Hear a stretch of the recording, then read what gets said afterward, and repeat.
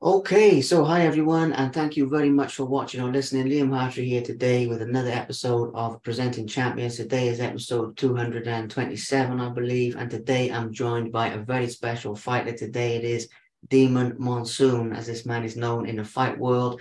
StreetBeefs fighter. Anyone who's familiar with StreetBeefs, they do obviously the beef fights, the conflict resolution, all events outdoors all across the USA. Although this man is joining us from the home of StreetBeefs in Virginia, as well as being a high level fighter with over 30 fights in these different tournaments.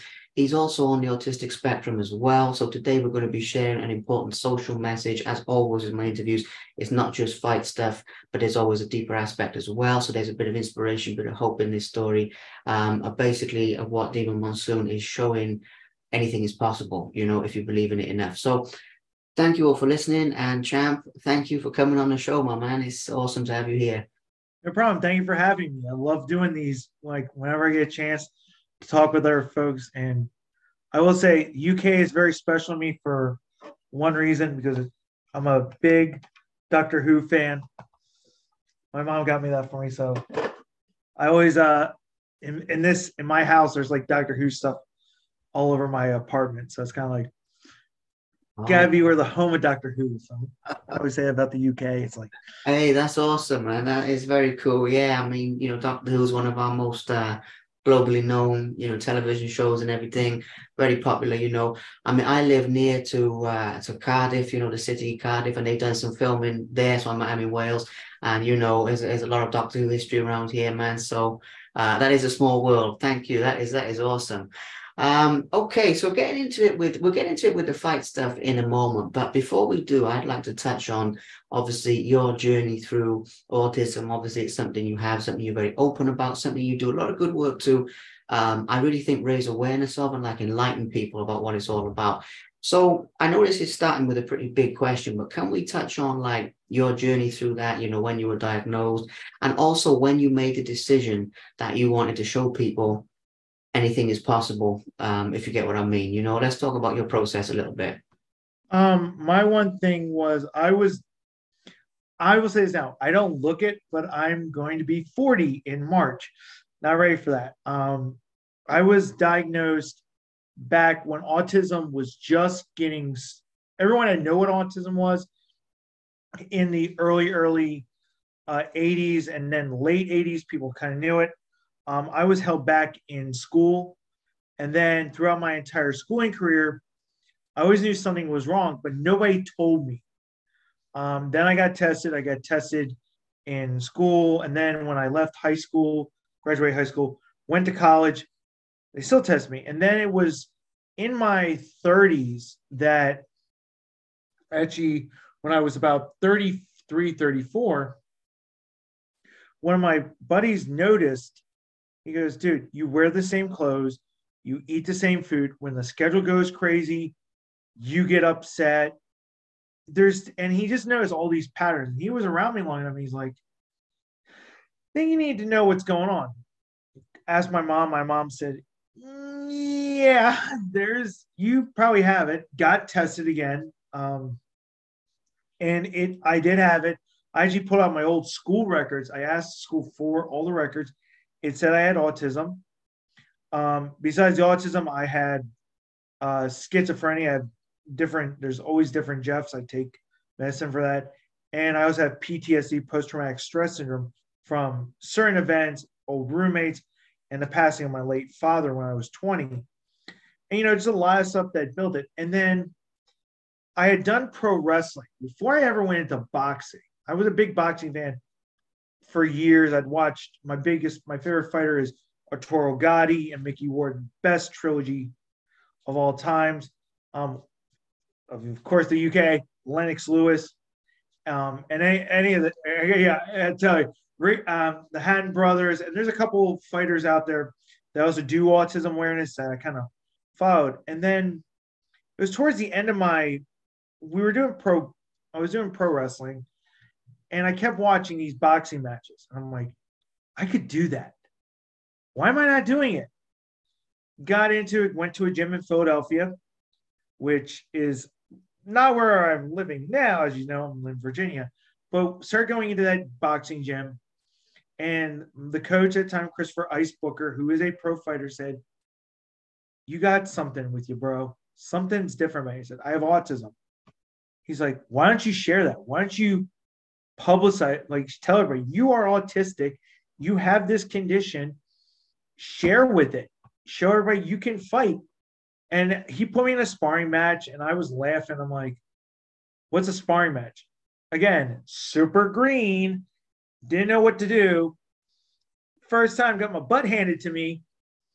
Didn't get knocked down, but I kept going. And this guy was like, "You can fight." And then ever since then, I would be training, going to do a exhibition bout. Was my first thing. It was actually the day after my one birthday. Drove to Virginia, found out about StreetBeefs a while back, signed up for StreetBeefs. Look at my arm. April 6th, 2019. It's tattooed on my arm. I made a point, and my first time that I said, "Hey, I have autism." And as soon as they heard that, they're like, "He's autistic? He can fight." And then over time, I'd be matched up with guys. I'd be sparring with some of these other guys down in Virginia. I'd drive all the way down, a 3-hour drive from Philly down to Virginia almost every weekend just to train. My mom finally said to my older brother, he's moving to Virginia. 2019, right before the end of 2019, November, moved right down here, moved down to what's called Winchester, started training there. Last year, got this really nice place here in Harrisonburg. And now I'm training at what's called Mastering MMA. And on Wednesdays, I go to Neutral Corner, which they just reopened. But I train with a lot of the guys, like a lot of the core StreetBeefs guys. You'll see Scarface, who's the owner. I spar with him. I spar with his sons. A lot of the guys I spar with. And when I say they are killers, they're killers. So, but I've done amateur fights. I've done charity events. I'm kind of looking at my board so I remember. I'm doing a charity event in March for kids with this young man has autism and said, "Hey, I'm going to come up see you guys again." The father does stuff for basically foster kids. So I said, "Hey, count me in, match me up, whoever you want." We have a couple exhibition bouts. I'm probably going to do about 2 or 3. I won't be tired because I don't have to drive up that far. I'll have somebody drive me and be like, "Ha, here's gas money, drive." So that's when I really knew what I wanted to do with sharing autism, showing folks that anything is possible and you can achieve it. And that's really been my big thing with this whole boxing is I do want to turn pro. Yes, I'm 40 years old soon. There's a lot against me on that, but I just want to show everybody, here was a guy with autism late in his life. Technically, the average age is 39 and a half. He did a pro fight. If I can do it, anybody can do it if they have the dedication and skill. Absolutely.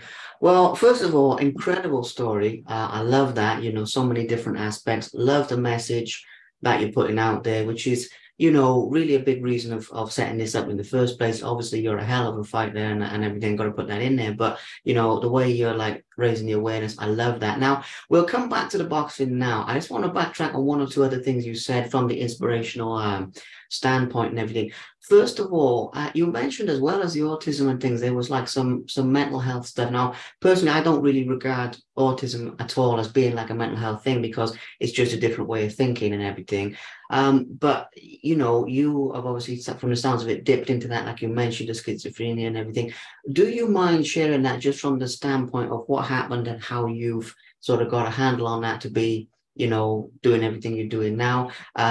Little bit of a thing with that, with context. In my extended family, there's a couple of people with that, so I actually know, I know how it goes, autism as well, but there's people in my family with all of it, but schizophrenia as well. There's a few people in my family with that. So I get where you're coming from. Can you share a little bit about that? That'd be awesome.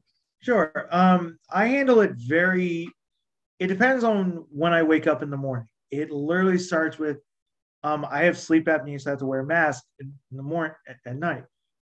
I wake up. It really depends on what happens in that first day in the morning. I do take medicine. It's always saying on my desk, I take CBD oil, which is very good for way better than some of the stuff they've been putting me on. And that really kind of controls.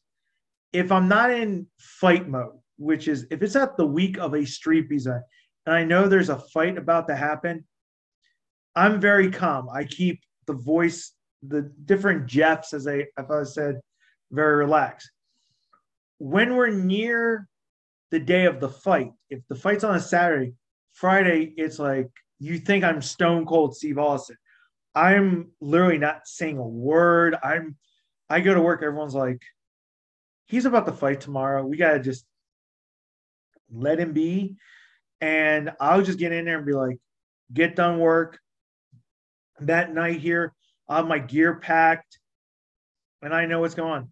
The day at the event, everyone will go, oh, hey, Demon. I'm like, yo, how you doing? Like, I'm very friendly. Then there's a moment I go into hiding, and everyone's, where's Jeff? 2 minutes, like they'll say, where's Jeff? And then as soon as they say it, I appear, and they're like, oh, crud, Demon's in control. Because they'll hear me say, Demon, I let you go. And they'll see this personality, and I'll forget from the moment I just let this Demon take over is my nickname. I won't remember what happens until I'm out of the cage afterwards. I'm like, hey, how'd I do? They'll be like, you beat the guy, or you did this.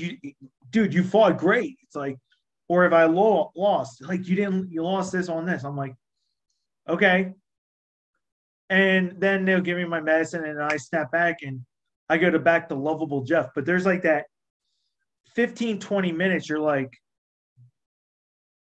oh, he's in demon mode. Okay. And everyone who doesn't really know me avoids me like the plague. My core team's just like, knock this dude out, take him out. And after a fight, I'm like, how'd I do? And they're like, you don't remember nothing. I go, no. Is that fun for you? I'm like, yeah. Because maybe like an hour later, I feel all the soreness. I'm like, that was a good day at the office. Yes. Man, but then I'll watch the fight again and just be like, man, I should have thrown that overhand right more. I start critiquing myself, but it is a balance.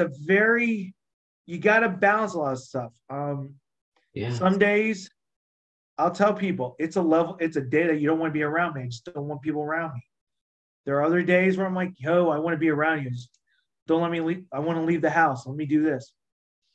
It's one of those ongoing things. It's a battle. I just tell everybody, I battle from sun up to sundown.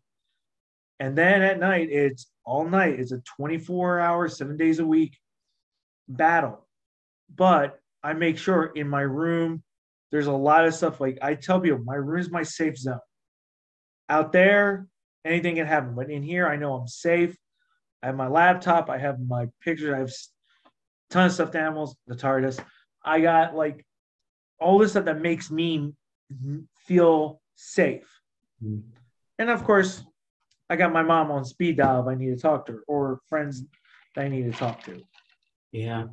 Well, it's a very important thing with coping strategies as well. That's an important lesson. But first of all, I mean, again, awesome that you share that, man. I love that you share everything from the heart. You know what I mean? And there's like no filter. It's all coming out, and absolute, massive respect for that, because obviously some of this stuff, is quite personal. So obviously I know you're a very open guy, but I'm just saying I appreciate that openness a lot. So thank you.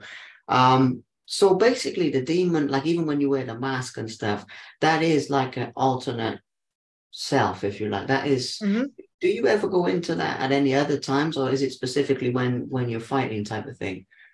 Every now and then I'll be at work and I'll be like, hey, Demon, you want to be let out for a little bit?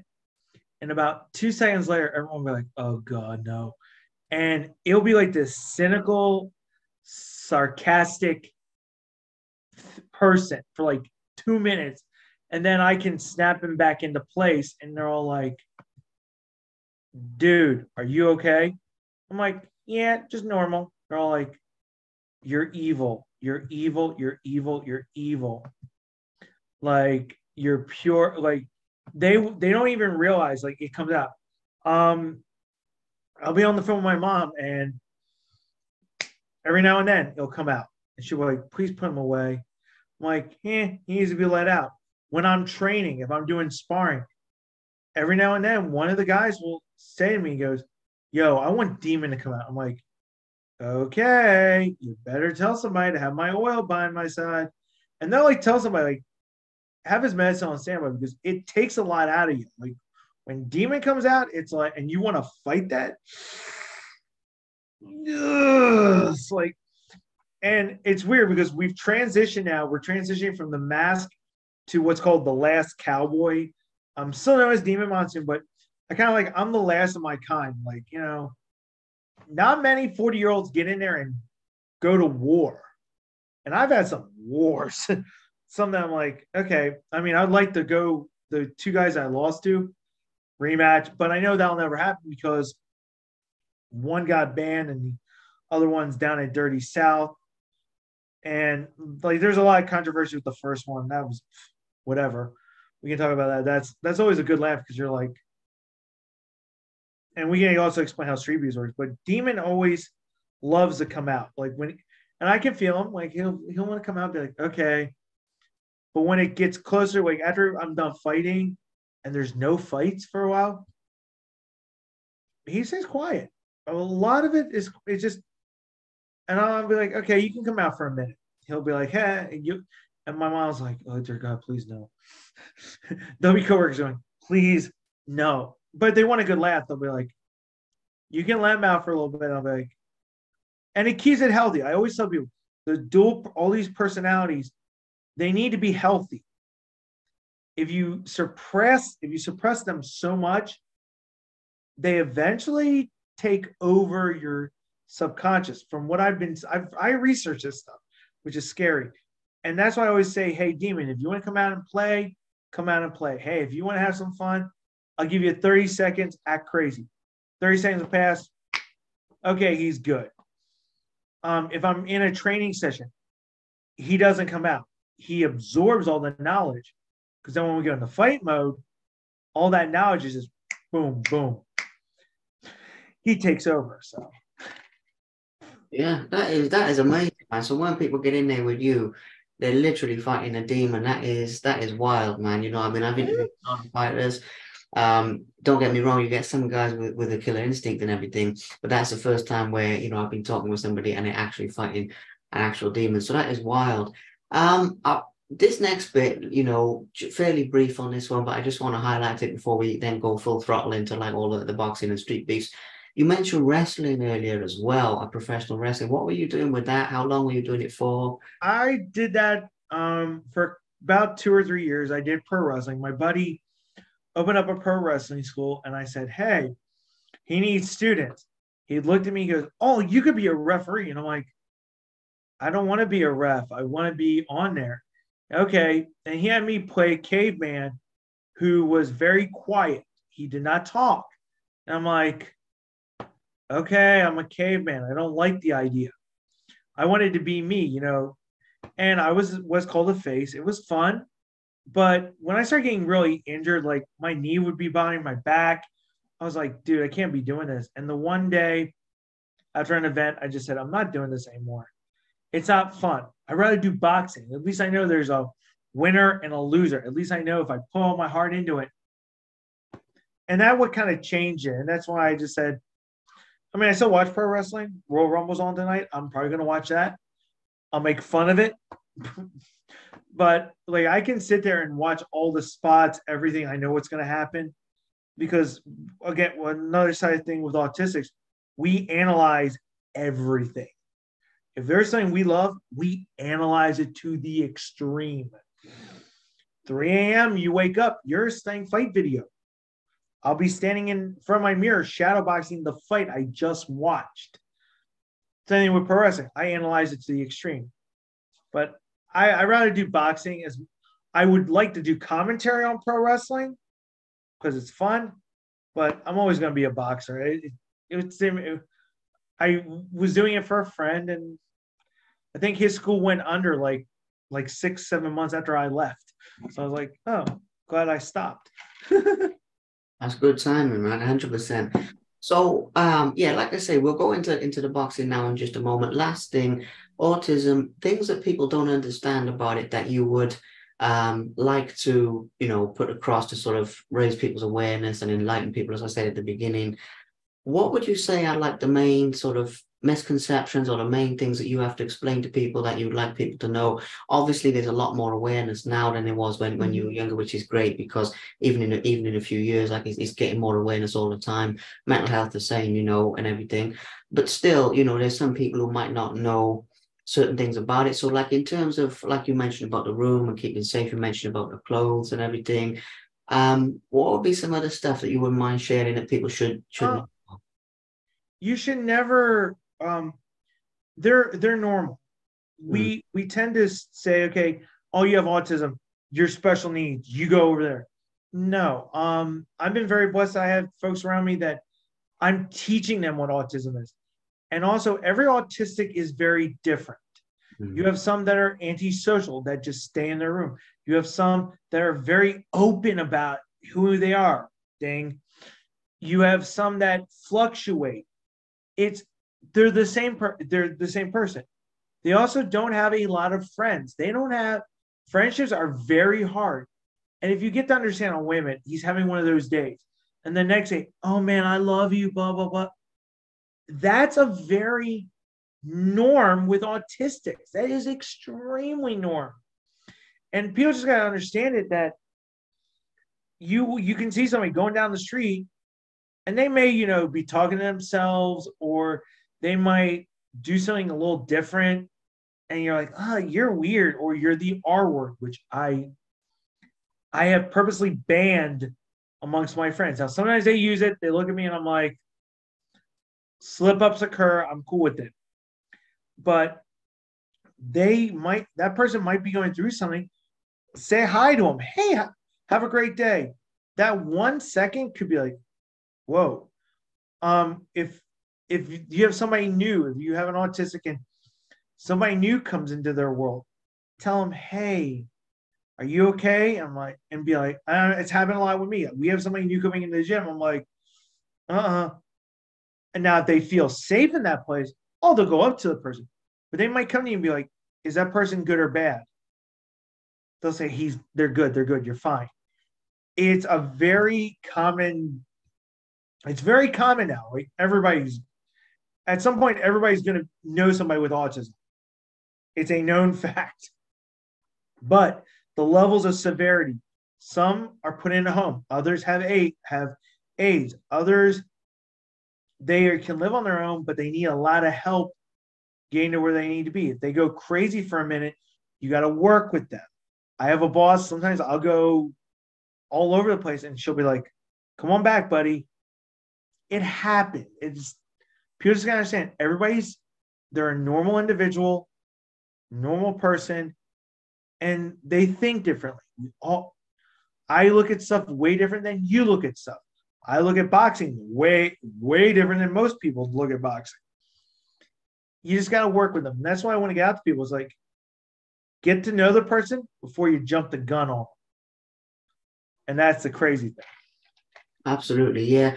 I love that, man, because, one of the things that's very important with this is obviously I hate labels. I can't stand labels, don't like labeling people. I believe that when you label people, it comes to define that person, and sometimes it can define that person in a negative way.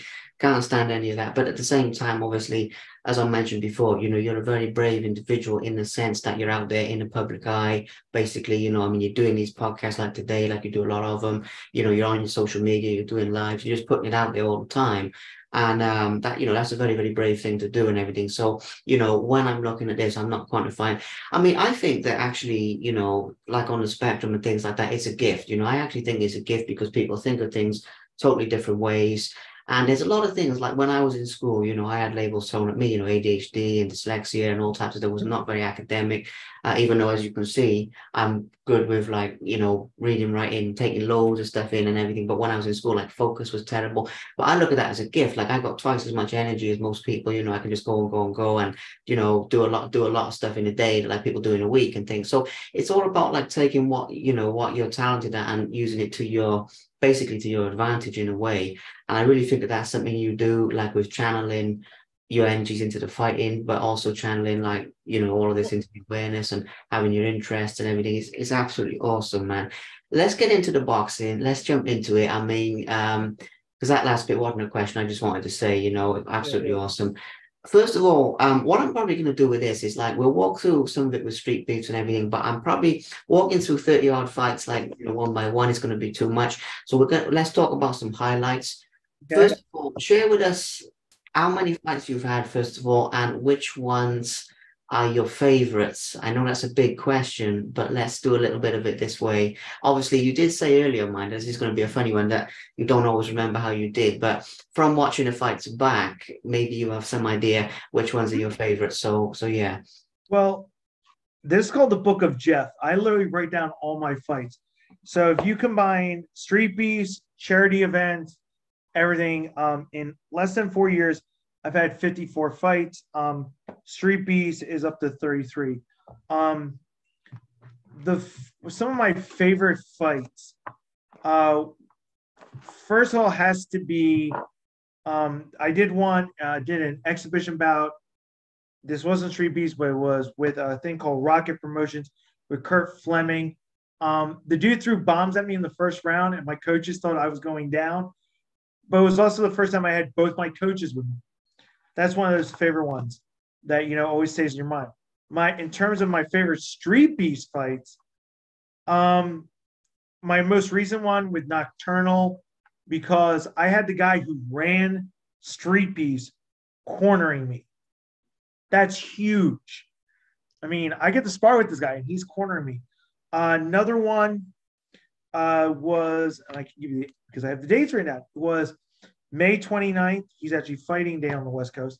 My buddy, he was an enemy of mine, Joshua Jacob Jones. It's Demon versus Josh. It was a beef fight that we went to war on 5 rounds. We settled a beef that needed to be settled. That's my second favorite. Third one, we did a charity event. It was on StreetBeefs. It was for autism awareness. It was against a guy. Let me make sure I get the name right. Jeez, you think I had 30 fights? I would figure it out. Berserker, and one of my classic ones, and anything with Killer Kyle, who is a StreetBeefs legend as well. And of course, last but certainly not least, I had an opponent pull out. We had last year, World Autism Day fell on StreetBeefs Day. I was so excited. There was a sea of blue. And the dude I was going to fight backed out at the last minute, didn't show up. My best friend, 135 pounds, I'm 200, shows up and he's like, dude, you and I will fight. Okay. And we went 3 rounds of, I hit him harder than I should have. And he was just like, lighten up a little bit. Okay. And also the tag team that I did with did tag team with his brother this last year too. So there's so many good fights. Those were my favorites because it was just like, how many times do you get to beat up your best friend for fun? I mean, I did 3 times, I think. Oh, that is wild, man. That is wild. I mean, it's one of those things, like with the amount of fights you've had, I thought that, like, the only way to break it down is going to be with the highlights and everything, because, I'm going to keep this to be like maybe about an hour, maybe a little bit more, something like that, for people's attention span. So in that time, I mean, I'd love to talk to you about all of them, but in that time, like certain highlights, that's going to be awesome. So that's cool. And obviously people always want to know about toughest fights and everything, and which ones were really like where you had to dig deep and where you really had to push through. Now, again, you probably don't remember, but from going back and looking through them and everything, which ones sort of stand out in your mind as being like that? Toughest fights, the one with Kurt Fleming, unfortunately it's on Outlaw, it's on Rocket Fight Promotions. It's a non-StreetBeefs one. That one was just because the dude threw a ton of bombs at me at the beginning, and I came back and it was an exhibition bout.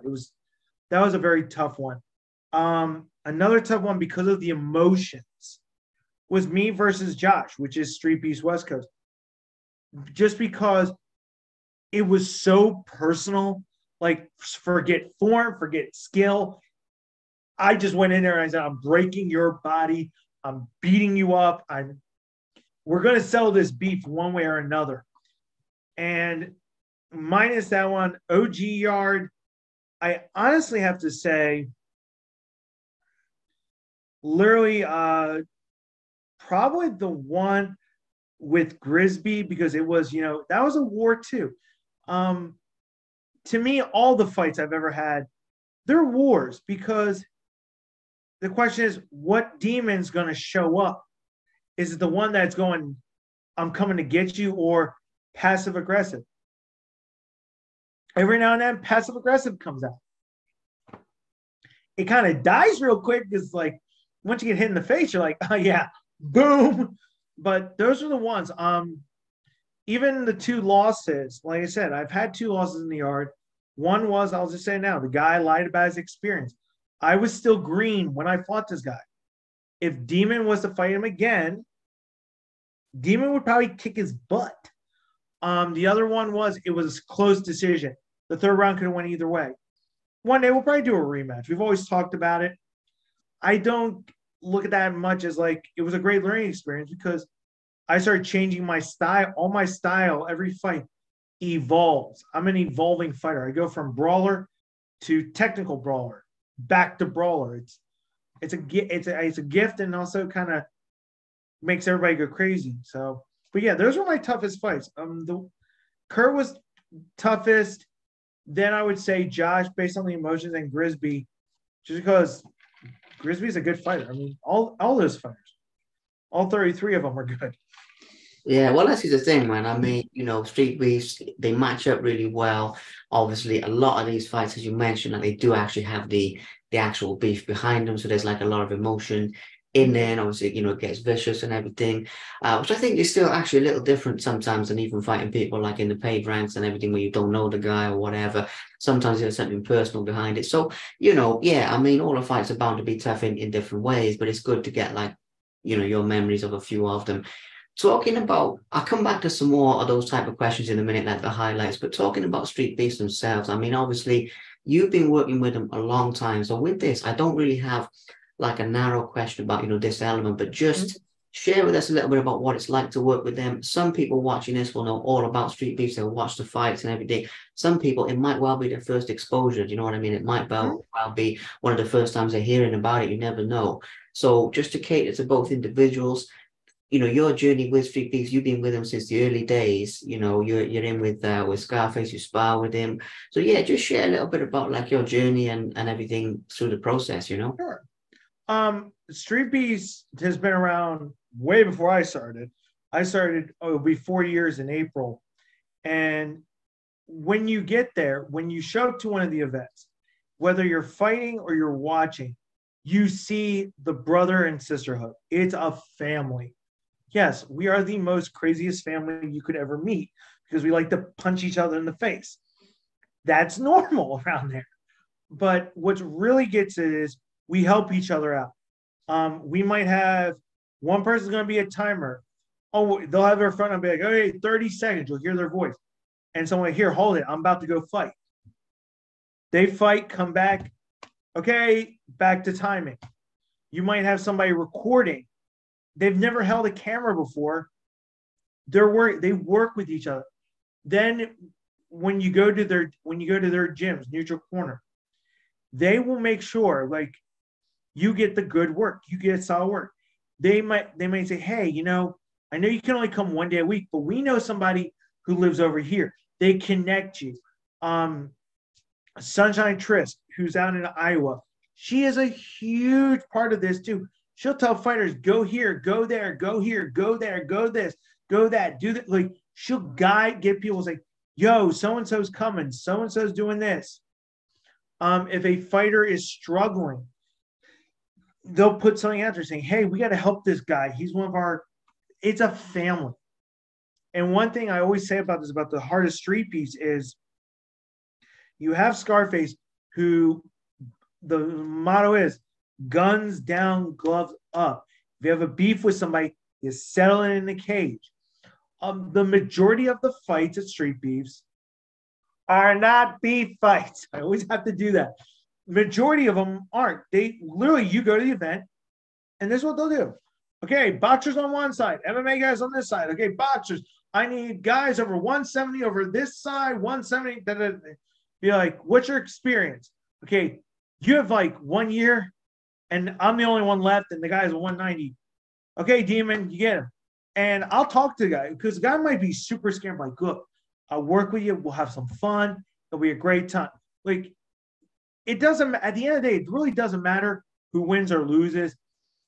It's a backyard fight club. That's literally what the guy who runs it says it. It's a backyard fight club. But it's the message of, hey, we're all in this together. We all help each other out. And after the event, we break everything down. Street Beefs West Coast. We have a branch out on the West Coast. They're about to have an event today. One of the guys I just mentioned, Josh, who I had a beef with, he's fighting today. I guarantee now this phone's going to go off and I'm going to get a text message saying, hey, here's how I did. And I'm like, great job, bro. I'm proud of you. That's very normal. Like, you will have a beef with somebody, you settle it, and it goes there. One thing the West Coast does, they go for parties. Trust me, they're not a party. So does the OG yard. Scrap yard, same thing. Dirty South, same thing. We're one big family, even though we're in different branches. And sometimes you might have a West Coast guy come to the East Coast, or I go out to the West Coast, or OG guy goes out to the West Coast, or Scrap yard, or wherever. And we take care of each other. When I went out west for my beef fight, I stayed with the guys. I never had to get a hotel. They said, oh, Demon, we got you. They picked me up at the airport. I literally was treated as if I was one of their own. Because when they came out here for an event, we treated them like they were one of our own. So we work together as a family. So the true heart of Street Beefs is we're a family. We'd like to beat each other up, but at the end of the day, we care for each other. And that's through the guys like Scarface, the Wolverine Corey Willis, Lord Esteban, Sunshine, all the administrators, all the camera people, the people you don't see behind the scenes, they make it great for the fighters, and the fighters in turn make it great for folks to watch, and also make it great for the folks behind the scenes. I do it for fun. If anyone asks, do you care about winning? Winning's good.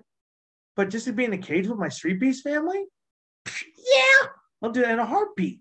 So That's awesome, man. That is absolutely amazing. I'm glad that we, got to give that a shout out because I love, the work they're doing, man. I mean, whether it is obviously the conflict resolution side of it, but whether it's just people, learning how to fight, chasing the dream, and having an opportunity that they would never have had otherwise, that's a special thing. The mutual respect that you said about the family, the bond, that's a special thing.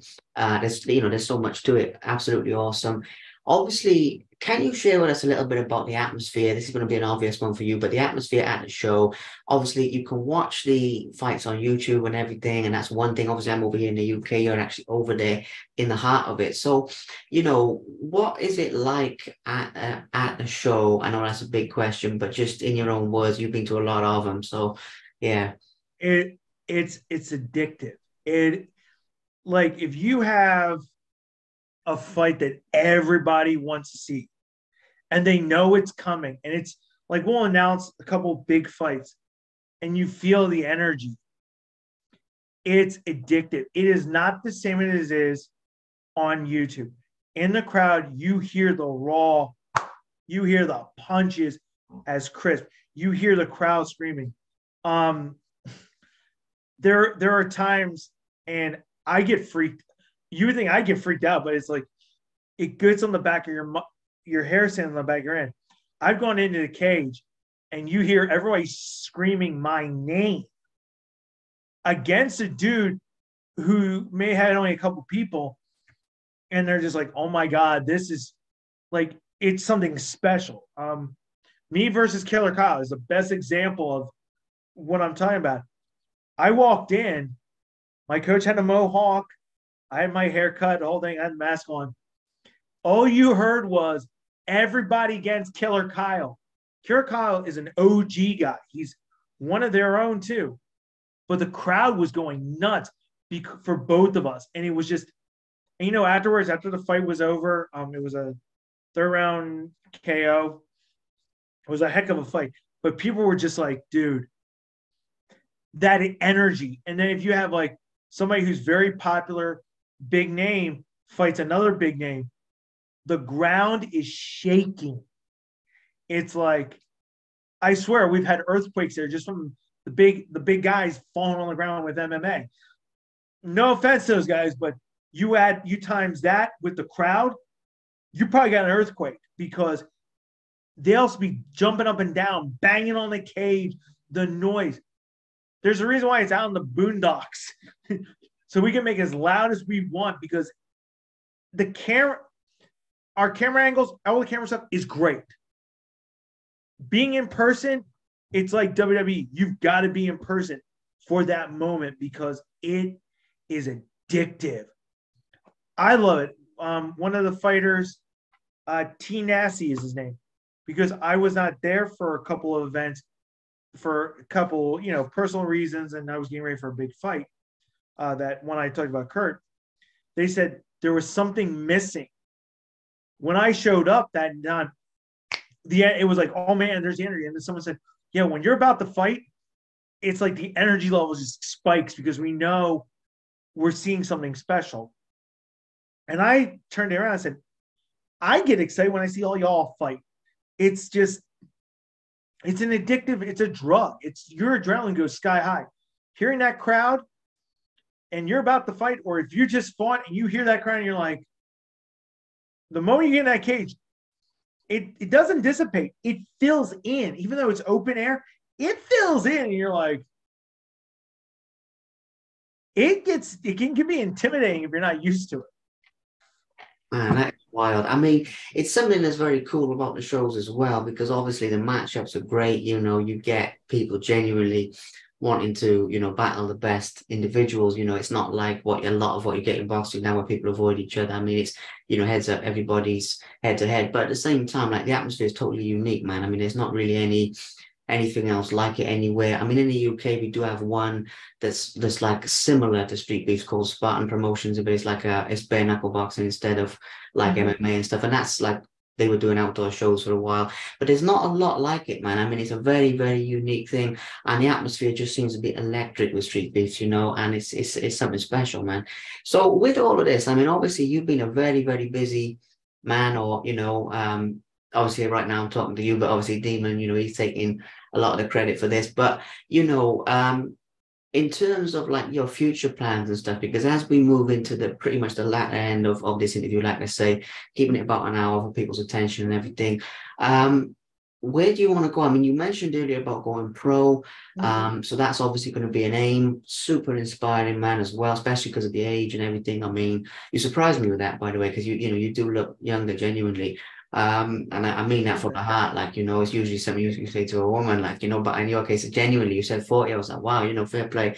So, but in that regard, like going pro and everything, just talk to us about like the future and what's lighting your fire for like the next stage of your journey, basically, Well, we have my return. A lot of people know it's all over StreetBeefs. It's officially been a month since I had a hernia surgery and then a severe pinched nerve / blood clot that almost took me out completely. I would have been 6 feet under. And we're hopefully going to I'll get a fight at the next fight. I'm looking at the calendar because, like I said, I have whiteboards all over the place. February 4th, we're hoping. If not, it would be February, I believe, let me see, February 11th. I'm going to be doing a tag team with Scarface's one son, Man in the Mirror and Demon, teaming up. That's gonna be fun. I'm really excited about that tag team. But that's one of the things. I'll definitely be back in action in March. I do have a March 4th fight. I'm doing a charity event March 11th, March 25th. I go out to Arizona for birthday and boxing. April 1st, a beef fight and another fight. And then we're going to try to give me an amateur fight in May. My coaches are all looking at it. And, every time I'm going to get a fight. And then as it progresses, when it's time for me to turn pro, they're saying, end of my 40th year or beginning of 41. They said, we're going to put you in there. We want you to do like one or two. We want some amateur fights, build that up. So everyone's going to be like, yo, he does this stuff. But I really, like I said, I'm shooting. My goal is probably I'm going to be boxing until I'm 45. If I can live that long, let me. Average life age of autistics is 39 and a half. I'm way past it. So I'm like, yes. So, but yeah, I'm looking at that. I mean, I don't see myself slowing down. I mean, every now and then I'd rather do tag team boxing as I get older. But like I said, a couple of things. There'll be a lot of StreetBeefs fights, amateur fights, definitely. Who knows? A kickboxing match. We'll see if my legs can hold it. Yeah, well, that is amazing, man. I mean, there's a lot going ahead in the future, like a lot of cool things yet to come, basically, which I knew there would be. So that's super cool. The health thing, man, I'm glad you got through that okay. Like blood clots and that is no joke. So, honestly, the fact you got through that is awesome. Because that must have been scary, But yeah, I mean, the future is very, very bright. I'd like to give a shout out as well. I always do this in interviews to like your fans, your supporters, obviously locally to you and across the states, but also anyone who's watching around the world from other countries as well. I'm sure you get a few of those.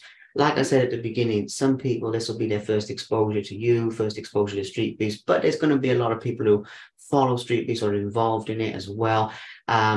I'm also not pigeonholing you just to StreetBeefs because I know you fought for these other places as well, but you're obviously very, very passionate about them. So, but for going back to my question, because I'm going off on a tangent here, what would you say to your people who follow you, support you, encourage you, whatever it is, anywhere in the world? I'm blown away. I'm grateful to everybody who is messaging me, who, watches one of my fights, who comments. I mean, we have people who are called keyboard bullies. They stand up to them. I've been blessed, 4 years on this journey, haven't looked back. Like somebody said, do you regret any of it? I go, honestly, no. I've loved every second of it. I've done so much and I continue to do so much. And like I said, when we have World Autism Day and you see everything, the blue and all that, people are there saying, hey, this guy has autism and it might help that young man. I know I'm gonna pick on her. She's gonna get me for this. Sunshine, her son has autism. Most people don't know. On my arms, I will write the names of folks with autism that I know. I carry them after my hands are wrapped and gloves are on. You can still see their name. I carry their name into war every time because my motto is their fight is my fight. My fight is their fight. We're one team. So to everybody who's continuing to support me, from the coaches to StreetBeefs to my YouTube channel, which is literally you just have been Demon Monsoon.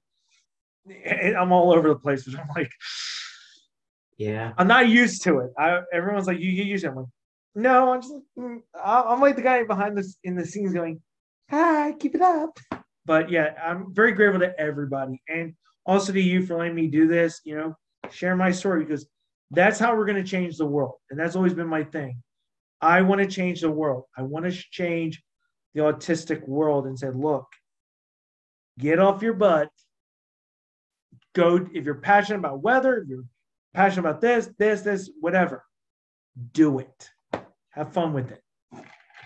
Absolutely. Yeah. I mean, anything's possible if you put your mind to it 100%. And that's the main reason why I do these, If it was just talking about fighting and stuff, man, I would have got bored ages ago just from that, even though I love fights.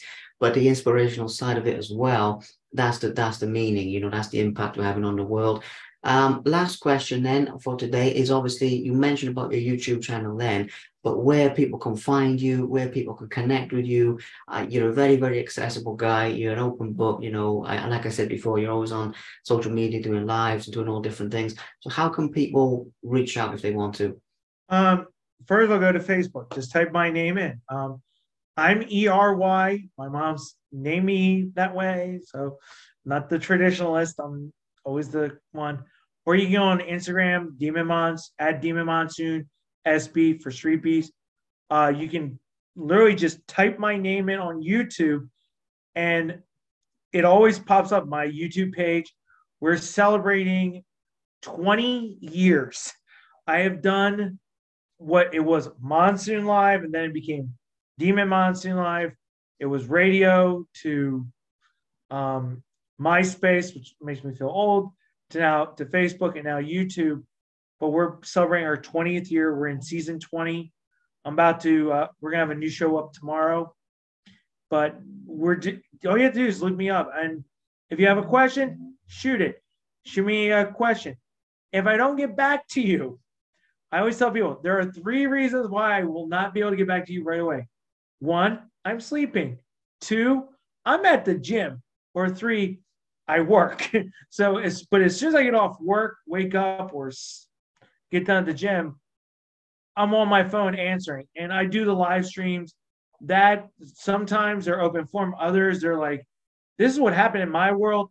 How can this help you? If I'm doing something stupid, how is that helping you? Like, how can I help you? Because if you see what I'm doing, maybe you can do it better. Yeah. Well, it's a super powerful message, and it's a message that applies to any area of life. Like you said, whatever your passion is, it doesn't have to be sports, it can be anything you want to do, but if you put your mind to it, it's possible. And something, champ, I mean, we've talked about a lot of stuff today, in this, reasonably short time that we've spent talking together. We've gone into a lot of stuff. I know there's always more stuff we could go into, but at the same time, we've really got that message of hope and inspiration across.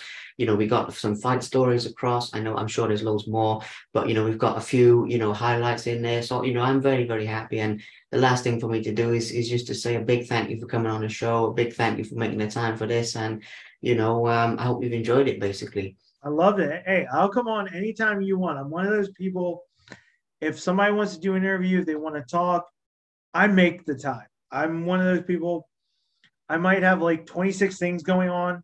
I usually do. I make the time. I'm like, okay, can you be up at 3 a.m? I'm up at 3 a.m. Can you be up at no problem. It's just who I am. And like I said, what you're doing is just as important as what I'm doing, what StreetBeefs is doing. That's the beauty of it. We're all one big community trying to help everybody. Absolutely, man. That's the thing, is just make a difference in the world during our lifetimes, because life is fairly short from a certain perspective. So, we gotta make the most of it. And one of the best ways to do that is have an impact on other people. You know what they say, what we do for ourselves dies with us, what we do for other people lives on forever, or something like that. There's some quote about it, but the point is, this interview will definitely have an impact on other people. So thank you for your time. You enjoy the rest of your day. Obviously, you've got more of it to go than I have, because it's dark here and everything. No problem. Glad I could do this. No worries. Enjoy your day, and I'll speak with you on Facebook very soon.